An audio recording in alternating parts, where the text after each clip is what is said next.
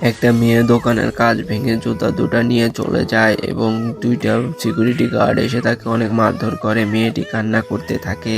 একটা ছেলে তাকে দেখে যে মেয়েটি কান্না করছে, তারপর তার কাছে এসে তাকে উঠিয়ে কোলে করে নিয়ে বাসায় চলে যায় এবং একটা জামা দেয় তাকে পরার জন্য।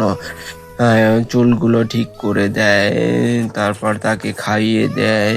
পরে মেয়েটি অনেক কান্না করতে থাকে জুতার স্বপ্নে। ছেলেটির কাছেও কোনো টাকা পয়সা নেই। ছেলেটি অনেক কাজ করতে থাকে, এসি লাগায় এবং কিছু পারিশ্রমিক পায়। সেই টাকায় হবে না দেখে সে অনেক ভারী ভারী কাজ করতে থাকে, বস্তা বহন করতে থাকে এবং সে অনেকগুলো টাকা পেয়ে যায়। তারপর সে দোকানে চলে যায় এবং জুতাটি কিনে নিয়ে বাসায় যেয়ে মেয়েটিকে পরিয়ে দেয় এবং মেয়েটি অনেক খুশি হয়ে যায়। মেয়েটি বড়লোক একটা ছেলেকে দেখে তার কাছে চলে যায় এবং ছেলেটি অনেক কান্না করতে থাকে।